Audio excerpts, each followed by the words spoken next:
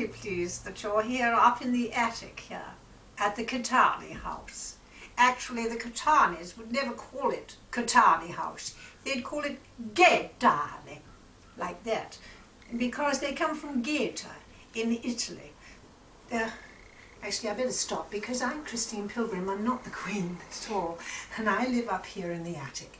And I started off as an actress, and then I became a comic, and then when I came to Canada, because I could get very little work as an actress or as a comic, I became an historian.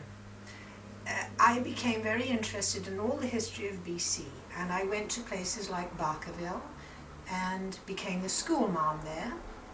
And from that school mom there, I became the school mom in schools throughout British Columbia. I travel all over the place, going to different schools, and I turn schoolrooms into schoolhouses. So I put cloths all over the computers, and I put the desks in rows, and I stand up there as Mrs. McPherson, and I'm very, very strict, but I'm also very kind, and I teach the children all the reasons behind the rules, and they play at being the students from the 1870s, and I play at being the school mom.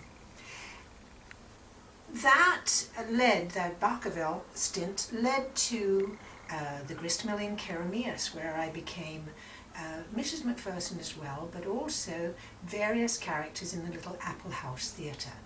And I created several one-woman shows, one about Catherine Schubert, our local pioneer, one about Julia Bullock Webster, who was an artist who came to live in Keremeus with her sons at the same age as I am now. Well, just a year older, but more or less the same age. And in those days, of course, that was considered really, really, really old. And I don't consider myself really, really old at all.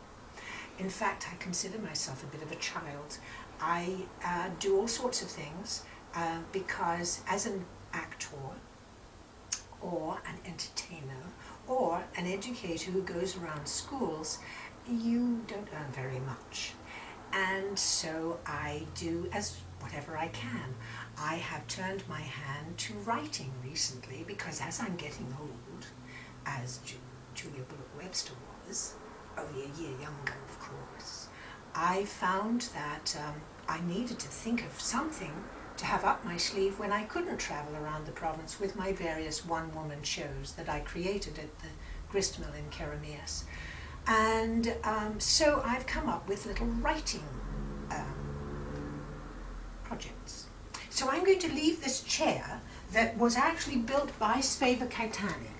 This was Sveva's work, and this book is all about Sveva, and I'm going to just wander through this attic, which was converted here, not by Sveva, but by friends of hers who had nowhere to stay, and she said, if you convert the attic, you can live in it. The attic has a feeling of Sveva's mother, Ophelia, and Ophelia Fabiani, not Caetani.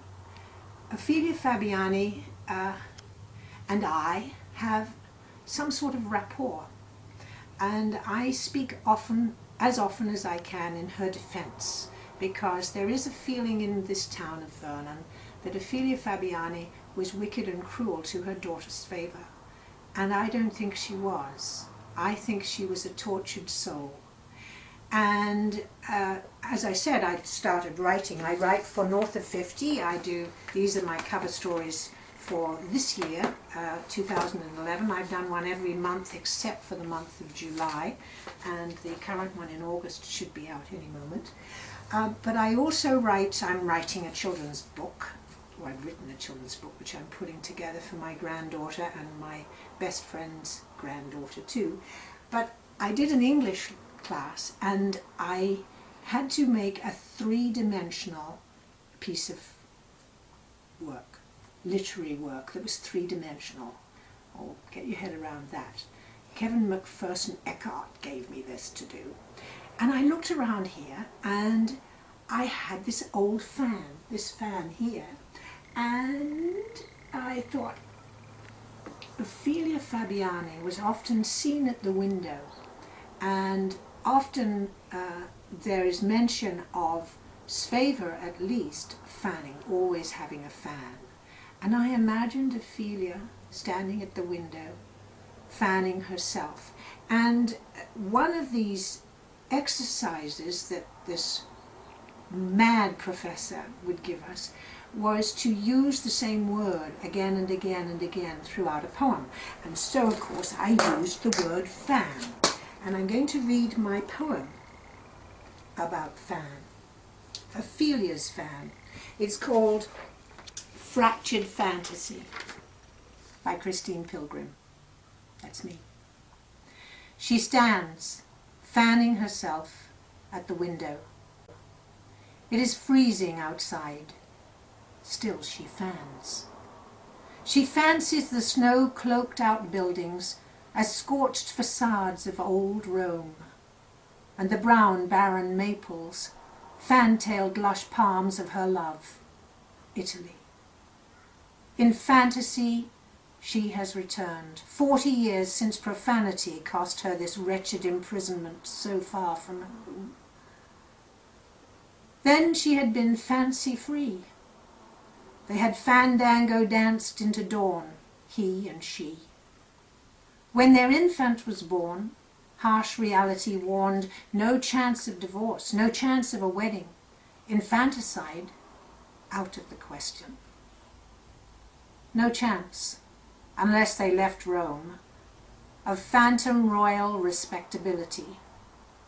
He bought her a fantastic mansion, tried fanning her passion with trips and newfangled gifts from afar, but she fantasized only of Rome, of the fanfare of opera, the fans who applauded, the fantasia of life as it was.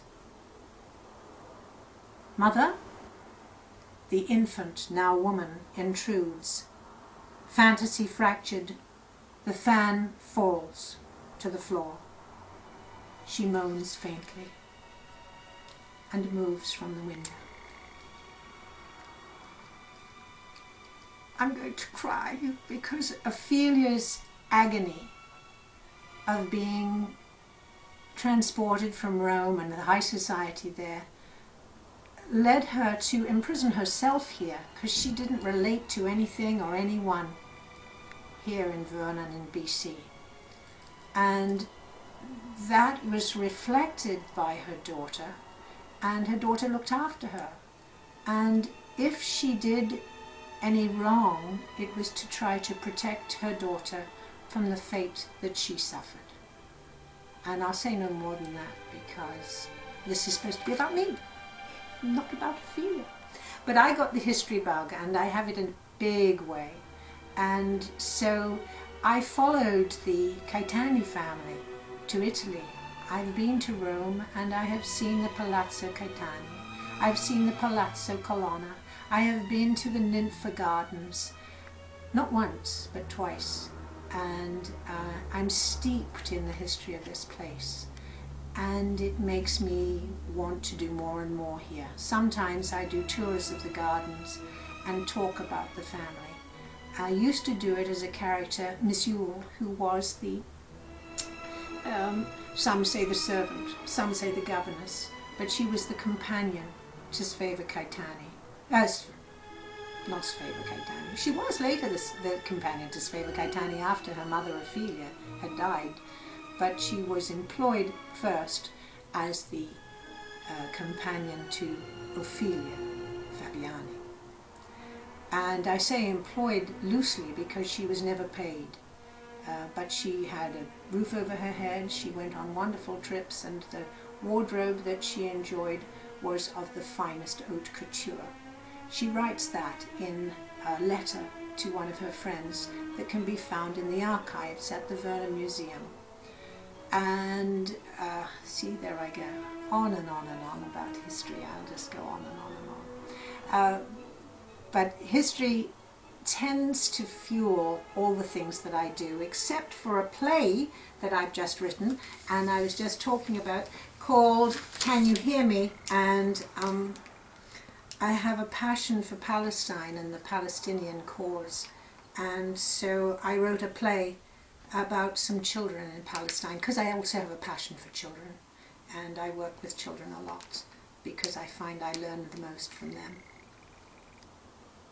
Oh, the Queen, of course. The reason for the Queen character that I introduced at the beginning of this is because I often go to Gallery Vertigo, which is a great little gallery here, and this August, on the 20th of this month, there is going to be an almost famous auction, and I am the auctioneer as Her Majesty Queen Elizabeth II.